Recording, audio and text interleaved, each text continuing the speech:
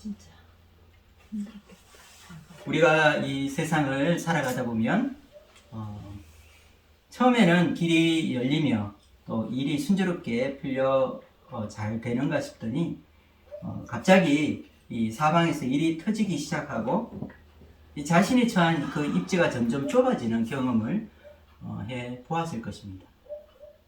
이런 경우 이 세상 사람 같았으면 이런 일이 생길 때 운이 나쁘다고 핑계를 하거나 아니면 자신의 부족함을 탓하면서 마음에 낙담하기 쉬울 것입니다.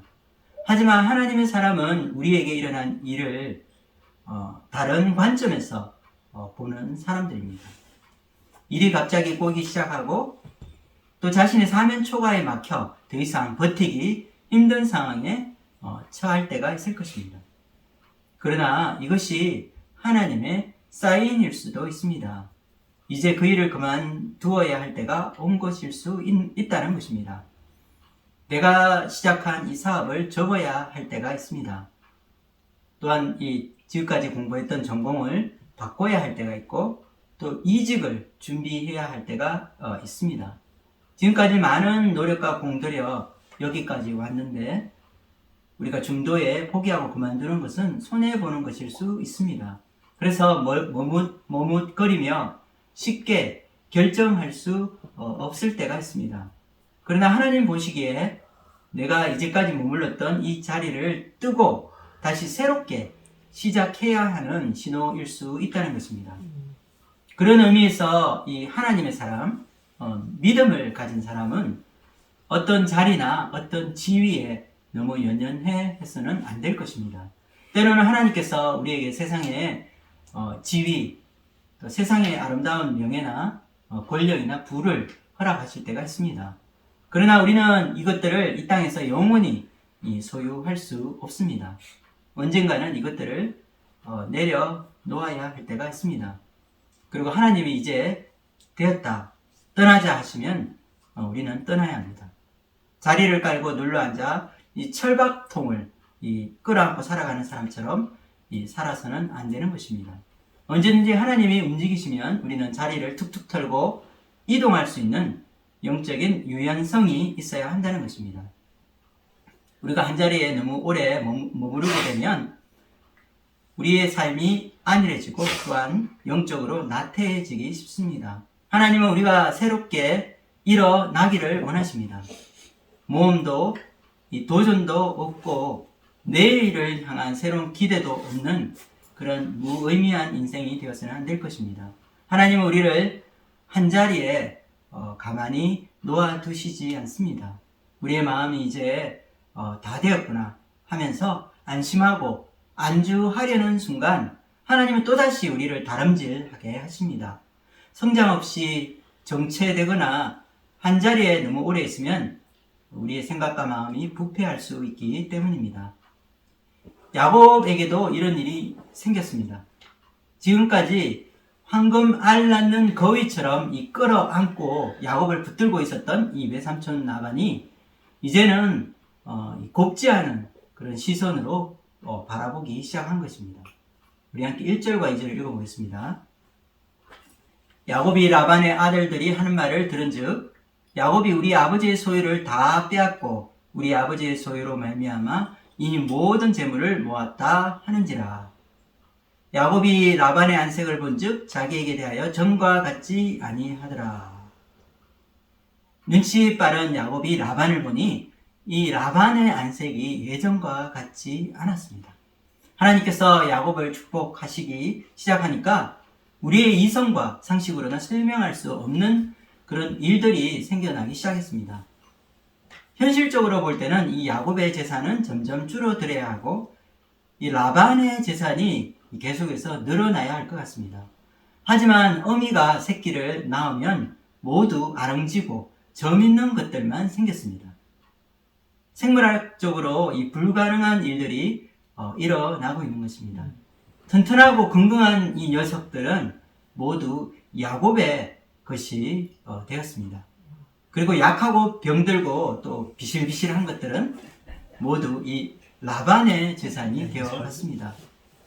이와 같이 6년 사이에 야곱의 소유물은 점점점 불어나서 이제 엄청난 이 거대한 이 양떼와 염소떼를 이루게 된 것입니다. 라반의 아들들이 이렇게 길길이 날뛰고 분노하는 이유가 있었습니다. 바로 라반의 모든 재산을 결국 이 자식들이 물려받게 되기 때문입니다. 그러므로 야곱이 지금 치고 있는 양떼들과 염소들은 결국 이 아들들의 라반의 이 아들들의 소유가 될 것입니다. 그래서 자기들이 유산으로 물려받을 이 염소와 이 양들의 숫자가 줄어들고 있고 야곱의 소유가 점점 많아지는 것을 보고 라반의 아들들이 심술이 나 견디지 못하고 있는 것입니다. 사실 야곱은 지금까지 이 부당하게 착취당하고 빼앗기기만 하다가 이제야 자신이 힘들게 일한 이 정당한 대가를 받고 있는 것입니다. 그러나 그들이 보기에는 이 야곱이 자기들에게 돌아가야 할 유산을 다 빼앗아가는 것처럼 느끼고 있었던 것입니다. 야곱의 소유가 많아지면 많아질수록 라반의 아들들의 이 시기와 분노는 더 커지게 되었고 그들의 이 따가운 시선과 이 증오는 점점 더 정대되어 가고 있었습니다. 이들은 아버지인 라반에게 이 야곱을 노골적으로 비난하고 자신의 불만을 터뜨리게 되었습니다. 그래서 지금까지 야곱을 통해 많은 재산을 불리고 있었던 이 라반의 안색이 변하고 있었고 야곱에 대한 이 태도가 바뀌게 된 것입니다. 그런데 이것은 모두 하나님의 사인입니다. 하나님 보시기에 이제 야곱이 슬슬 움직여야 할 때가 온 것입니다. 하나님의 때가 있습니다. 하나님은 하나님의 이 백성들과 함께 이 당신의 백성들과 함께 동행하시면서 그들이 눌러 앉아있던 자리를 박차고 일어나야 할 시기가 되었음을 보여주시는 때가 있습니다. 우리가 볼 때 하나님은 전능하시고 또한 힘이 세시고 강하신 분이시기 때문에 혼자 독단적으로 모든 일을 하는 그런 분으로 우리는 생각할 수 있습니다. 그러나 하나님은 우리와 함께 일하시기를 원하시는 분이십니다. 필요한 모든 것을 예비하시고 우리에게 소원을 두시고 자발적으로 판단하고 일하도록 도우시는 분이십니다. 우리 함께 빌립보서 2장 13절 말씀을 읽어보도록 하겠습니다. 너희 안에서 행하시는 이는 하나님이시니 자기의 기쁘신 뜻을 위하여 너희에게 소원을 두고 행하게 하시나니. 하나님은 인격적인 분이십니다. 그리고 우리의 자유의지를 존중하십니다. 그래서 우리 마음에 먼저 이 소원을 부어 주십니다. 우리가 진심으로 그리고 우리의 마음을 다해 하나님 뜻을 섬기기를 원하십니다.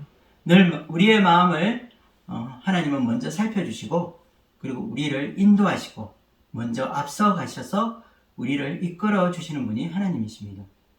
야곱은 기도하는 사람은 아니었지만 하나님의 음성을 듣는 사람이었습니다. 3절을 읽어보겠습니다. 여호와께서 야곱에게 이르시되 내 조상의 땅 내 족속에게로 돌아가라. 내가 너와 함께 있으리라 하신지라. 하나님의 명령이 떨어졌습니다. 이제 하나님의 때가 찬 것입니다. 그리고 움직여야 할 때가 온 것입니다. 야곱은 약삭 빠르고 영리한 사람이었습니다. 그는 하나님의 때가 되었음을 알았을 때 즉각적으로 움직이며 일을 진행시켜 나갔습니다. 야곱은 결단력이 있고 떠나야 할 때를 아는 용기가 있는 사람이었습니다. 야곱이 자기 고향인 이 가나안 땅으로 돌아가기 위해서는 그가 두 가지 일을 해야 했습니다. 첫째는 이 가족들을 설득하는 일입니다. 우리가 아는 이 리더십에는 이 두 가지가 있는데 하나는 독단적인 리더십이 있고 또 하나는 설득하는 리더십이 있습니다. 여러분 가운데 있는 어떤 조직이나 어떤 그런 공동체 안에서 여러분이 섬기고 있는 리더분들은 어떤 리더십을 가지고 있습니까? 모든 일을 혼자 결정하고 강압적으로 자기 아래에 있는 사람들에게 강요하는 사람들이 있습니다. 하지만 이러한 리더십은 너무 독선적이고 권위적이기 때문에 사람들이 싫어합니다. 그러나 두 번째 리더십이 있습니다. 자기 혼자 결정하고 아래 사람을 몰아세우는 것이 아니라 그들에게 동기부여를 하고 스스로 판단하고 따라갈 수 있도록 설득하고 함께 나가는 리더십입니다. 야곱은 라헬과 레아를 불러서 함께 의논하는 시간을 가졌습니다. 자기 생각을 논리적으로 설명하며 그들을 설득하고 있는 것입니다. 5절에서 9절까지 읽어보겠습니다. 그들에게 이르되 내가 그들의 아버지의 안색을 본즉 내게 대하여 전과 같지 아니하도다. 그러할지라도 내 아버지의 하나님은 나와 함께 계셨느니라. 그대들도 알거니와 내가 힘을 다하여 그대들의 아버지를 섬겼거늘 그대들의 아버지가 나를 속여 품삯을 10번이나 변경하였느니라. 그러나 하나님이 그를 막으사 나를 해치지 못하게 하셨으며 그가 이르기를 저 믿는 것이 내 삭시 되리라 하면 온 양떼가 낳은 것이 저 믿는 것이요 또 얼룩무늬 있는 것이 내 삭시 되리라 하면 온 양떼가 낳은 것이 얼룩무늬 있는 것이니 하나님이 이같이 그대들의 아버지의 가축을 빼앗아 내게 주셨느니라. 야곱은 이 라헬과 레아의 아버지인 라반이 지금까지 자신에게 어떻게 되었는지 조목조목 따지며 이야기하고 있습니다. 하나님께서 이런 열악한 이 환경 가운데서 어떻게 자신을 도우셨는지, 하나님이 어떻게 자신의 편이 되셨는지 하나님에 대해 간증하고 있는 것입니다. 그런데 재미있는 것은 라반이 이 점박이와 얼룩무늬가 있는 이 야곱의 가축을 빼앗아 가려고 온갖 술수를 쓰고 또 나름대로 이 강교한 이 방법으로 속이려 했지만 결국 이 결과는 이 반대로 나타나게 되었습니다. 라반이 점이 있는 것을 이제 오늘부터 이 점이 있는 것이 너의 삭시다고 얘기를 하면은 그때부터는 온 양떼가 점 있는 새끼만 태어나는 것입니다. 그래서 이번에는 라반이 반대로 점 있는 것은 안 돼. 얼룩무늬가 있는 것만 돼. 이렇게 얘기하기 시작하면 그때부터는 얼룩무늬 새끼들만 생겨 나타난 것입니다.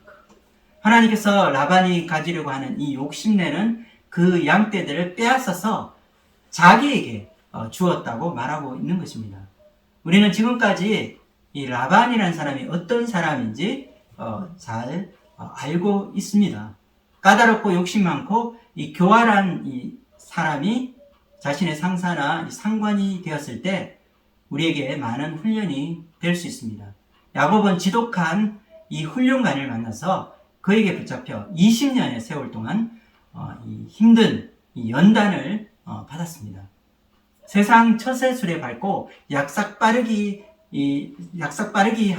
빠르기만 하고 또 이 속이기를 잘했던 이 야곱이, 이 속이는데 천재적인 재능이 있던 이 야곱이 자기보다 더 추악한 그 인간성을 가진 적수를 만나 지금 고전하고 있었던 것입니다. 야곱은 자신이 지금이 떠나야 할 시기라는 것을 알려주기 위해서 하나님께서 자신에게 직접 나타나셔서 말씀을 하셨다는 것을 그 두 아내에게 강조하고 있습니다. 13절을 읽어보겠습니다. 나는 베델의 하나님이라 내가 거기서 기둥에 기름을 붓고 거기서 내게 서원하였으니 지금 일어나 이곳을 떠나서 내 출생지로 돌아가라 하셨느니라. 베델에서 하나님께 서원한 이 사실은 하나님과 이 야곱만 아는 비밀입니다. 하나님께서 그 소원대로 이 야곱에게 필요한 모든 것을 채워주셨고 이 야곱의 소원대로 그의 삶을 인도하여서 무사히 이제 그 라반의 외삼촌 이 라반의 집에서 나올 수 있게 해주셨습니다. 그리고 이제 그는 큰 무리의 양떼와 염소떼를 소유하고 번성하게 되었습니다. 하나님의 약속대로 모든 것이 이루어졌기 때문에 그가 소원한 대로 이제 고향으로 돌아가야 한다고 말하고 있는 것입니다. 야곱은 하나님의 말씀을 아내들에게 전하고 이제 떠나야 할 것을 말하였습니다. 그리고 아내들의 반응은 어떠했을까요? 14절에서 16절까지 읽어보겠습니다. 라헬과 레아가 그에게 대답하여 이르되 우리가 우리 아버지 집에서 무슨 분깃이나 유산이 있으리요. 아버지가 우리를 팔고 우리의 돈을 다 먹어버렸으니 아버지가 우리를 외국인처럼 여기는 것이 아닌가? 하나님이 우리 아버지에게서 취하여 가신 재물은 우리와 우리 자식의 것이니 이제 하나님이 당신에게 이르신 일을 다 준행하라. 라헬과 레아도 이 아버지 라반이 어떤 사람인지 알고 있었습니다. 그리고 그 옆에서 이 야곱과 함께 이 모든 일이 진행되는 것을 지켜보고 있었던 것입니다. 자기에게 돌아가야 할 이 지창금까지 빼앗아 가버린 인색하고 욕심 많은 이 아버지를 알고 있었기 때문에 아내들도 야곱의 뜻을 지지해 주었습니다.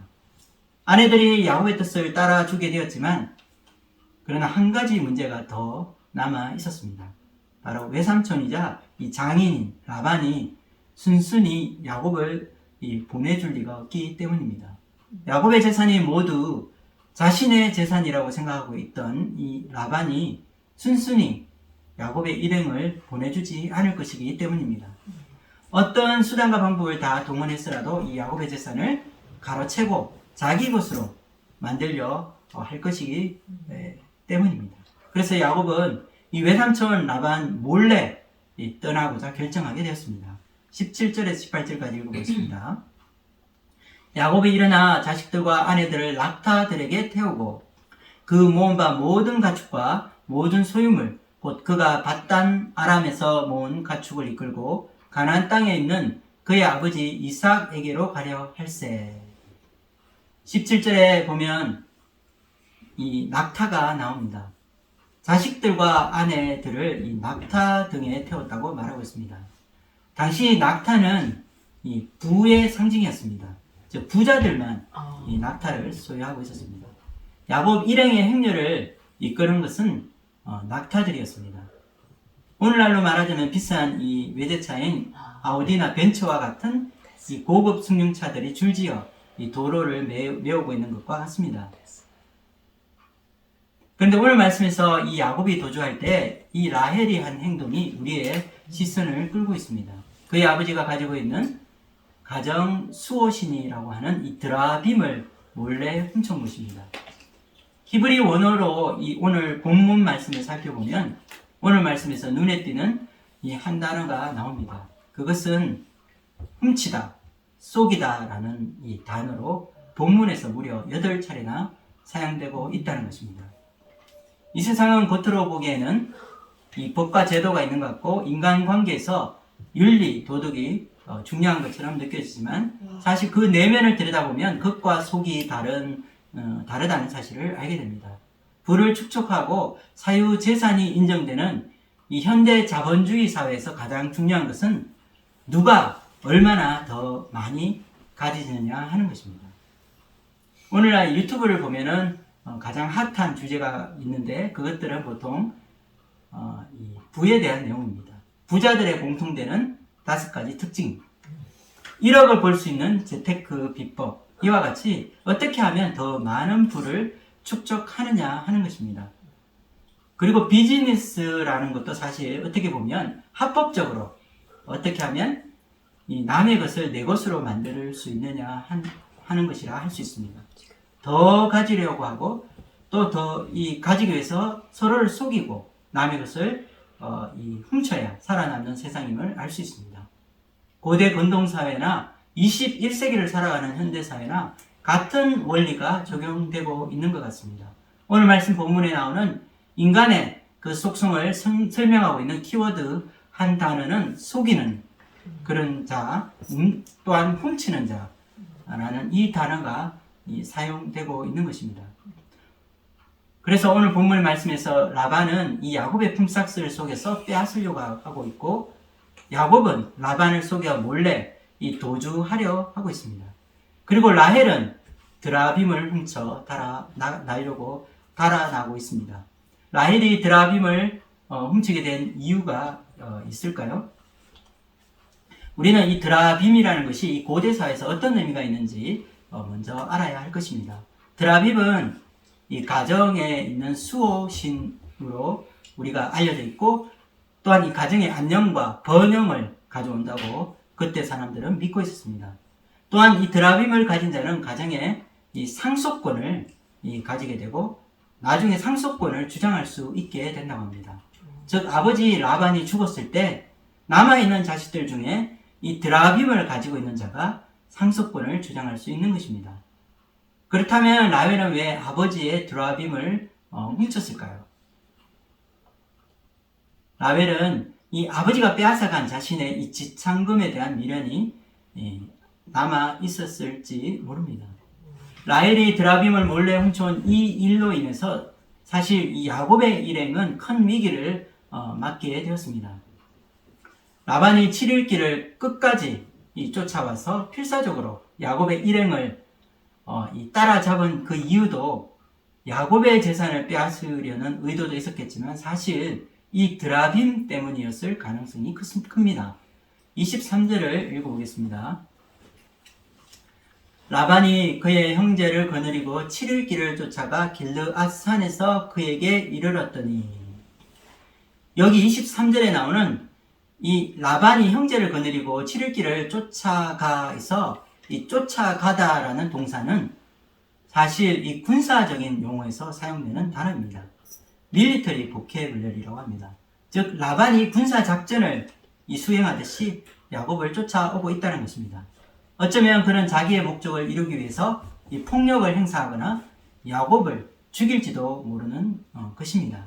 그러나 여기서 우리는 이 급박한 상황 가운데 하나님의 이 개입하심이 있었음을 알 수 있습니다. 24절을 읽어보겠습니다. 밤에 하나님이 아람 사람 라반에게 현몽하여 이르시되 너는 상가 야곱에게 선악간에 말하지 말라 하셨더라. 하나님이 이 라반이 꿈꾸고 있는 이 꿈에 현몽하셔서 이 라반의 귀에 엄청난 하나님의 천둥과 같은 목소리가 들렸을지 모릅니다. 너는 이 야곱에게 선악간에 말하지 말라. 라반은 이 꿈을 꾸면서 이 하나님의 이 임재 때문에 두려워 덜덜 떨었을 것입니다. 우리는 이 라반이 이 야곱을 따라잡았을 때 이 일이 앞으로 어떻게 될지 그 마음이 조마조마할 수도 있습니다. 지금까지 라반이 행한 일을 우리가 지켜봤기 때문에 이 라반이 어떤 일을 할지 그리고 이 야곱을 해칠 수도 있다는 생각이 들기 때문입니다. 하지만 하나님의 개입으로 다행히 아무 일이 일어나지 않았습니다. 그리고 이번에 이 라헬이 이 드라빔을 훔쳤고 이 사실을 알지 못하는 야곱이 드라빔을 훔친 자는 살지 못할 것이라고 큰 소리치는 장면에서도 우리는 가슴 졸이게 될 수 있습니다. 만약 라헬이 드라빔을 가지고 있는 것을 라반에게 들키게 되었다면 이것이 하나의 올무가 되어서 외삼촌 라반이 무슨 짓을 했을지 알지 못하기 때문입니다. 하지만 이 두 가지 위기에서 정말 다행히도 무사히 벗어날 수 있었습니다. 그러나 여기는 우리가 미처 생각하지 못하는 하나님의 이 돌보심이 있다는 사실입니다. 하나님의 보이지 않는 이 보호하심의 이 손길이 야곱의 이 일행과 함께 하셨던 것입니다. 우리의 인생에도 때로는 이런 이 위기와 이 조마조마한 이 일들이, 이 사건들이 일어날 때가 있습니다. 사업 위기 속에서 위태위태하다가 겨우 이 돌아오는 어음을 맞게 되는 경우가 있을 것입니다. 가족들이 타고 가던 차가 이 사고가 났는데 다행히 사람은 다치지 않을 수 있습니다. 예기치 못한 이 암 진단을 받고 절망하였지만 다행히 조기에 발견되어 수술로 치료할 수 있게 되었을 수도 있습니다. 우리는 산 가운데 우리가 알지 못하는 가운데 하나님의 이런 이 보호하심과 보살핌이 있었다는 사실을 우리는 알아야 할 것입니다.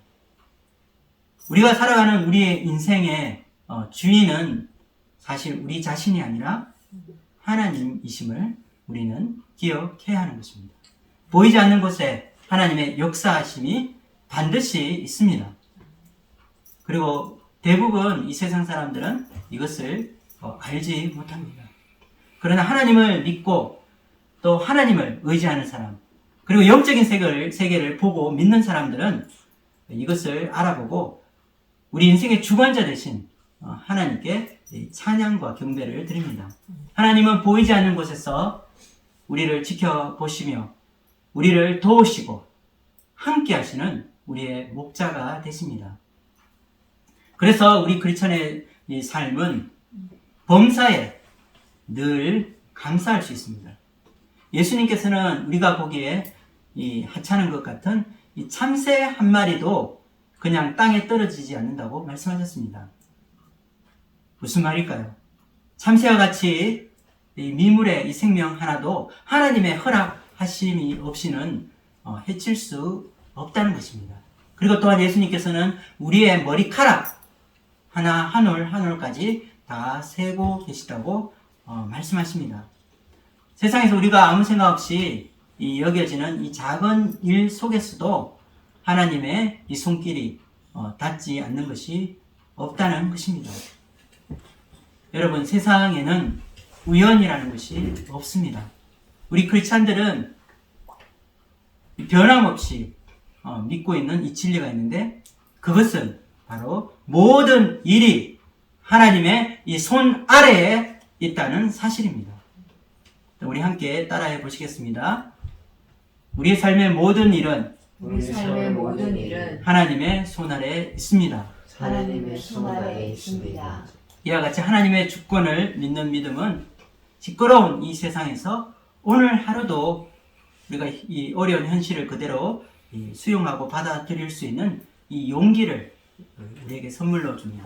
그리고 힘든 역경을 넉넉히 이기고 믿음으로 살아갈 수 있도록 해주는 이 세상에서는 가질 수 없는, 세상이 줄 수 없는 이 평안이라는 이것을 하나님께서 우리에게 또한 선물로 주시는 것입니다. 우리가 사는 이 세상에는 우리가 알지도 못하고 우리가 생각하지도 못하는 변수들이 있습니다. 우리는 이 야곱과 같이 머리를 굴리며 치밀하게 계획하지만 이 세상은 그렇게 호락호락하지가 않습니다. 그래서 우리 주위에는 항상 예측 불허에 예측할 수 없는 그런 일들이 일어납니다. 그래서 우리는 언제 무슨 일이 생길지 모르는 이런 위기를 안고 살아야 합니다. 하지만 이 하나님은 우리를 지키시는 분이라고 성경은 말하고 있습니다. 우리 함께 시편 121편 1절에서 3절까지 읽어보겠습니다. 내가 산을 향하여 누를 들리라. 나의 도움이 어디서 올까? 나의 도움은 천지를 지으신 여호와에게서로다. 여호와께서 너를 식족하지 아니하게 하시며 너를 지키시는 이가 졸지 아니하시리로다. 시편 121편에 나오는 하나님의 이 별명이 하나 있는데 그것은 너를 지키시는 이라는 것입니다. 하나님은 우리를 지키시는 분이십니다. 우리를 지키시는 분은 졸지도 주무시지도 아니하신다고 이 시편 121편은 우리에게 말하고 있습니다. 모든 것을 아시는 하나님께서 우리를 완벽하게 지켜주십니다. 나의 진정한 도움은 바로 천지를 창조하시고 온 세상을 주관하시는 만군의 여호와 하나님에게서 나온다는 것입니다. 이것이 얼마나 큰 위로가 되는지 우리는 알 수 있습니다. 하나님은 우리 형편과 사정을 아시고 지금도 우리를 돌보고 계십니다. 여러분 믿으십니까? 아멘. 우리를 이 악한 자들에게서 보호하시고 완벽하게 우리를 생명 싸게 안에 지켜주시는 분이 바로 우리 하나님이십니다. 한 주간도 하나님 주시는 이 평안, 하나님 주시는 이 은혜를 누림으로 우리를 지켜주시는 하나님, 환난 날에 진정한 도움을 주시는 하나님을 믿고 의지하며 믿음으로 살아가시는 저와 여러분이 되기를 주님의 이름으로 축원드립니다. 아멘. 드라빔을 찾을 수 없었던 이 라반은 이제 상방이 서로의 경계를 침범하지 않고 피하지 않는다는 그런 의미의 이 언약을 맺고자 제의를 하였습니다. 이들은 서약을 하고 이 큰 돌 무더기를 쌓아 증거로 남기고자 했습니다. 그리고 이 돌 무더기에 이름을 지었는데 라반은 이 아람어로 여갈사하두다 라는 이름을 지었고, 야곱 또한 히브리어로 이 갈르엣이란 이름을 불렀습니다. 이것은 동일한 뜻입니다. 증거의 무더기라는 그런 의미를 가지고 있습니다. 언약식을 마치고 난 뒤에 두 가족은 함께 이 음식을 먹고 떡을 나누게 됩니다. 54절을 읽어보겠습니다. 야곱이 또 산에서 제사를 드리고 형제들을 불러 떡을 먹이니 그들이 떡을 먹고 산에서 밤을 지내고, 한 식탁에 둘러앉아 함께 식사를 나눈다는 것은 이 고대 사회에서는 중요한 의미를 가지고 있습니다. 이것은 서로가 적이 아니라 한 가족이며 식구라는 뜻입니다. 함께 음식을 먹고 마시며 우리는 서로 이 사랑하는 가족이며 돌보는 식구라는 것을 보여주는 것입니다. 이들은 함께 밤을 보내고 다음날 아침 일찍 라반과 그의 일행은 하란으로 돌아가게 되는 것입니다. 55절을 읽겠습니다. 라반이 아침에 일찍 일어나 손자들과 딸들에게 입맞추며 그들에게 축복하고 떠나 고향으로 돌아갔더라. 여기서 아침 일찍이 일어나, 아침이라는 말이 나옵니다. 아침은 밝은 미래를 상징합니다. 이제 우리는 고향으로 돌아가는 야곱의 미래를 바라볼 것입니다. 또한 어둠 가운데 새벽에 떠오르는 이 밝은 태양은 새로운 시작을 의미합니다. 야곱의 삶에 새로운 시작을 알리고 있습니다. 오늘 말씀에서 우리는 이 야곱이 외삼촌 라반의 집안에서 보낸 이 20년이라는 시간을 마무리하고 정리하며 새로운 시작을 하려는 것을 보게 됩니다. 야곱이 고향을 떠나 하란에 머무르는 이 시간은 짧은 시간이 아니었습니다. 어머니 리브가의 말처럼 형의 노여움이 풀릴 때까지 잠시 피신해 있으라고 한 그 기간이 짧은 기간이 아니었던 것입니다. 그러나 이 시간은 야곱에게는 없어서는 안 된 인생의 삶이 바뀌는 너무나 중요한 시간이었습니다. 20년의 세월 동안 야곱은 무엇을 배웠으며 또한 무엇을 깨닫게 되었을까요? 하나님께서 허락하시는 이 광야의 이 시간이 우리가 생각하는 것보다 훨씬 길어질 수가 있습니다. 때로는 용광로와 같은 험악하고 이 힘든 이 시련이 우리 인생을 덮치고 이 터널과 같이 빛도 볼 수 없는 어둠의 이 시간을 우리가 보내야 할 때가 있습니다. 그렇다면 20년이란 이 광야 생활을 통해서 하나님의 이 연단의 이 시간을 거쳐갔던 이 야곱은 하나님 주시는 이 교훈을, 하나님이 가르쳐 주시는 어떤 교훈을 그는 배우게 되었을까요? 첫째로 저는 이 야곱의 20년간의 이 시간을 이 광야 시간에 하나님을 더 깊이 체험하는 시간이라는 생각을 하게 되었습니다. 오늘 말씀을 보면서 이 야곱을 위한 20년의 이 짧지 않은 시간 동안 이 야곱이 하나님이 주시는 이 광야에서의 인간 기초 훈련을 받았다는 사실을 알게 됩니다.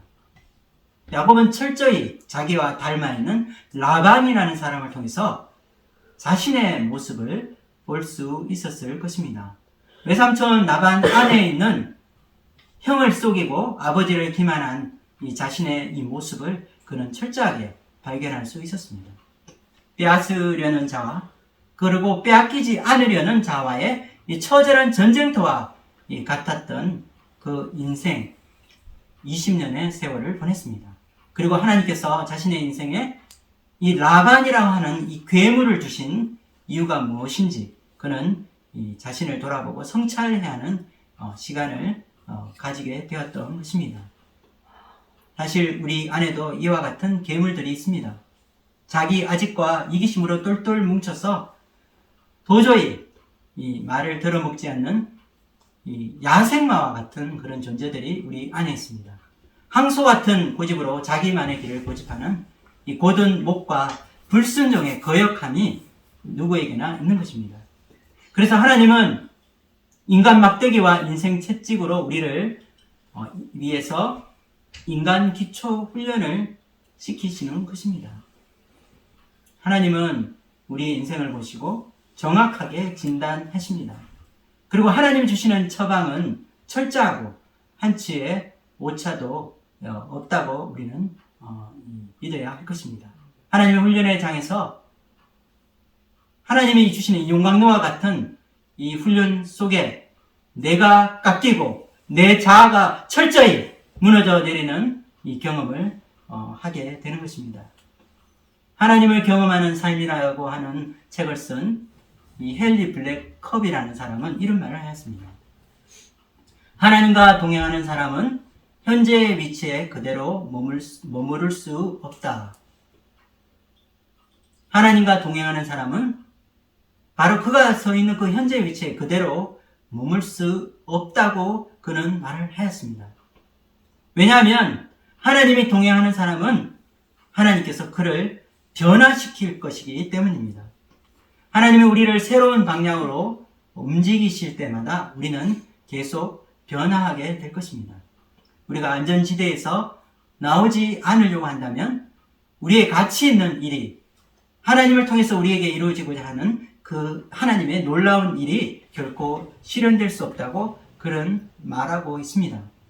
우리 인생에 고난이 있고 어려움이 있는 것은 우리 인생을 통해서 바로 내가 누군지, 내가 어떤 사람인지 발견하고 또 하나님이 어떤 분이신지 배우기 위해서입니다. 하나님은 야곱에게 주시는 이런 시련과 역경의 시간을 통해서 하나님을 철저하게 만나게 하시고 삶을 통해서 하나님이 누구신지 배우게 하셨습니다.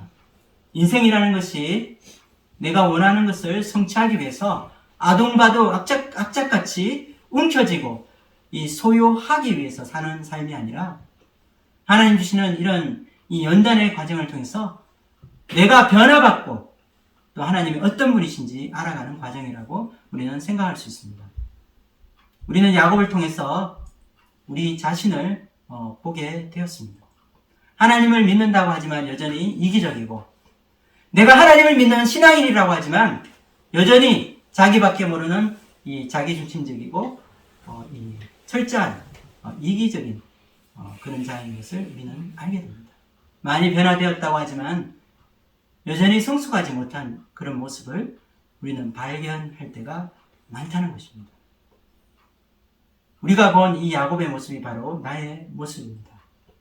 하나님은 우리를 사랑하셔서 우리의 삶을 정결하게 하시고 거룩한 하나님의 사람으로 만들어 가시려고 하는 놀라운 이 하나님의 마스터 플랜이 있습니다. 여러분의 삶에도 하나님의 마스터 플랜이 있습니다. 내 삶이 지금 아무 이유 없이 세상에 내동댕이 쳐진 것처럼 느껴진다면 하나님의 철저한 계획과 뜻 가운데서 우리가 지금 우리 삶에 하나님의 훈련을 받고 있습니다. 그리고 인생의 밑바닥에서 하나님이 살아계심을 배우고 있다는 것을 우리는 기억해야 할 것입니다. 야곱의 20년의 시간은 하나님을 경외하는 그런 믿음을 배우는 시간이었다고 우리는 생각해 볼 수 있습니다.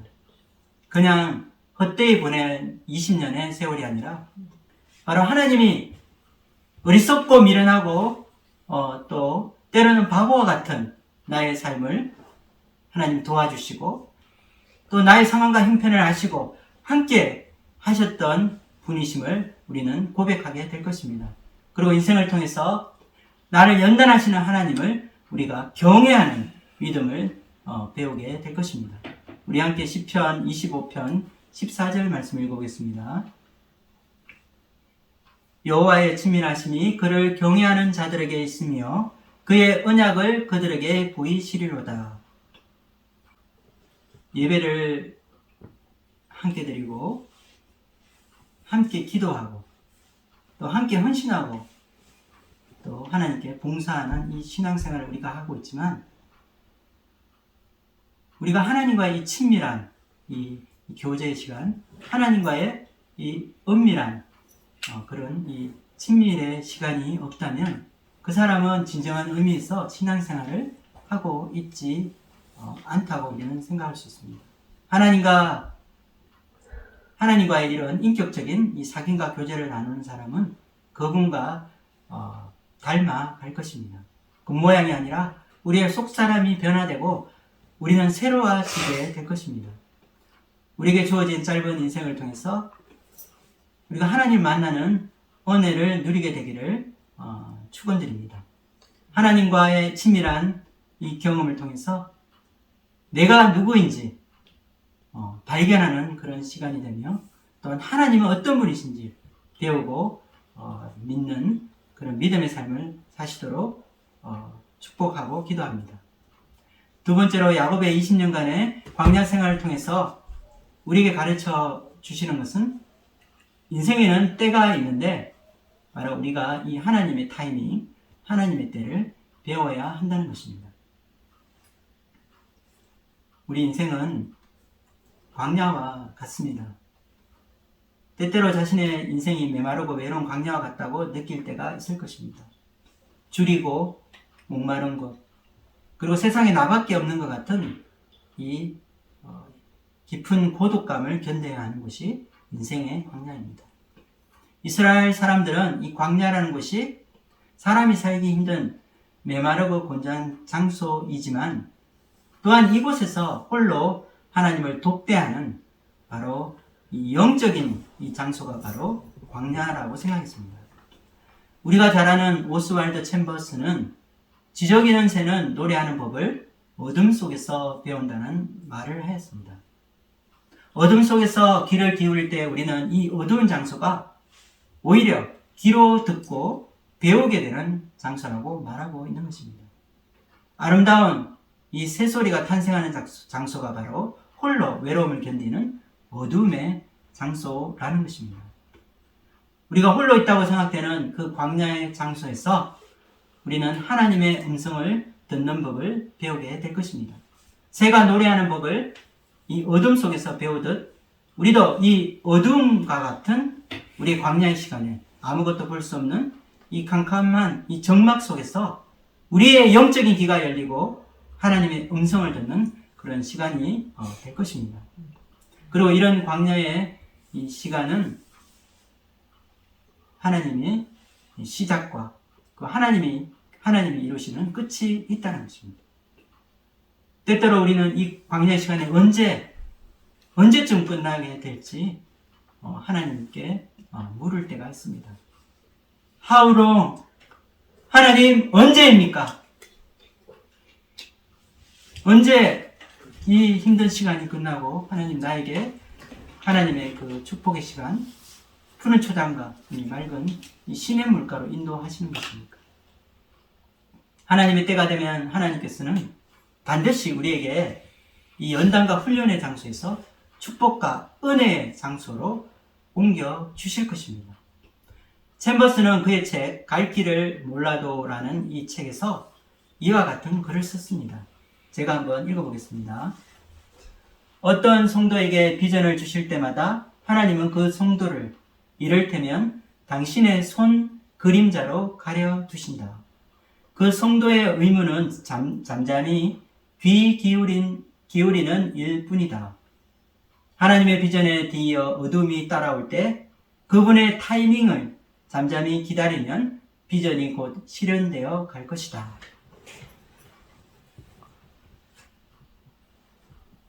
챔버스는 하나님이 우리에게 비전도 주시지만 우리에게 비전을 주실 때 바로 어두움도 함께 주신다고 말하고 있습니다. 그래서 그 어두움을 당신의 손, 그림자로 가린다는 말로 표현했습니다. 우리의 꿈과 비전이 깨어지고 가망이 없을 때 우리는 우리의 힘으로, 우리의 의지로, 인공호흡으로 소생시키려는 노력을 한다는 것입니다. 의심 많고 또한 기다리지 못하는 성급한 사람들은 너무나 쉽게 포기하고 절망합니다. 그래서 하나님의 그 권능의 손이 언젠가 나타나서 다시 소생할 가망이 없는 우리의 삶에 이 비전을 새롭게 부활시켜줄 그 하나님의 때를 기다리지 못하는 사람이 많다는 것입니다. 우리가 하나님의 손에 붙잡혀 용광로와 같은 이 연단을 받는 이 시간을 견디게 될 때 그 시간이 영원할 것 같고 또 끝이 나지 않을 것 같이 느껴질 때가 있습니다. 하지만 하나님의 훈련은 시작이 있으면 반드시 끝이 있습니다. 하나님의 비전을 이루기 위해 하나님의 손, 이 그림자가 우리를 가려 두실 때가 있다고 하지만 또한 이 그림자가 지워지고 회복되고 우리에게 빛을 보여주실 때가 있다는 것입니다. 그래서 우리가 해야 될 것은 하나님의 때 그분의 타이밍을 잠잠히 기다리는 것입니다. 기다리는 자, 하나님을 믿고 하나님을 의지하는 자, 그리고 믿음으로 순종하는 자는 이 하나님의 비전 가운데 놀라운 승리를 경험하게 될 것입니다. 전도서 말씀은 또한 우리에게 이 만사에 다 때가 있음을 가르쳐 주고 있습니다. 전도서 3장 1절에서 4절 말씀을 읽어보겠습니다. 범사에 기한이 있고 천하 만사가 다 때가 있나니 날 때가 있고 죽을 때가 있으며 심을 때가 있고 심은 것을 뽑을 때가 있으며 죽일 때가 있고 치료할 때가 있으며 헐 때가 있고 세울 때가 있으며 울 때가 있고 웃을 때가 있으며 슬퍼할 때가 있고 춤출 때가 있으며. 이 전도서 말씀은 바로 우리 인생을 하나의 스펙트럼으로 우리에게 보여주고 있습니다. 날 때가 있고 죽을 때가 있습니다. 심을 때가 있고 또 심은 것을 뽑아야 될 때가 있습니다. 죽일 때가 있고 또 치료할 때가 있으며 또 헐 때가 있으면 또한 세울 때가 있다는 것입니다. 전도서는 우리에게 이 삶의 지혜를 우리에게 가르쳐 주고 있습니다. 우리 인생에는 때가 있고 기한이 있다는 것입니다. 영원히 어둠 속에 있지 않을 것입니다. 그리고 영원히 우리가 밝은 이 미래를 볼 수는 없을 것입니다. 우리가 영원히 살 수 없는 존재이기 때문입니다. 그래서 우리 인생에는 영원한 것이 없다는 사실을 우리는 기억해야 할 것입니다. 대신 우리는 하나님의 때가 있다는 사실을 우리는 배우게 됩니다. 여러분의 시간은 어떻습니까? 지금 여러분은 하나님 주시는 어두운 이 광야의 시간을 걷고 계십니까? 앞이 보이지 않고 어디로 가야 될지 모르는 그런 운명의 시간을 여러분은 맞이하고 있습니까? 아니면 여러분 시간에 이 여명이 거쳐지고 인생의 새벽이 밝아 어둠이 거치고 아침에 이 기쁨을 여러분은 만끽하고 있습니까? 우리가 얻은 순간에 또 어디에 있든 우리는 하나님이 우리와 함께 하심으로 하나님의 이런 친밀한 이 동행하심을 우리의 삶을 통해서 배우게 될 것입니다. 새가 어둠 속에서 이 새 소리를 배우게 되듯이 우리도 어두운 광야에서 하나님의 음성을 듣게 되고 우리의 내면이 더욱 성장하고 자라게 될 것입니다. 한 주간도 하나님의 이 타이밍을 기다리며 현재 이 광야에서의 오늘 하루를 견디고 인내하는 저와 여러분이 되기를 기도합니다. 또한 우리 인생을 통해 우리가 이 광야에서 함께 하시는 하나님을 경험하며 그분 안에 친밀한 이 교제 속에서 진정한 자유와 기쁨을 누리게 되는 저와 여러분이 되기를 주님의 이름으로 축원드립니다. 기도하고 마치겠습니다.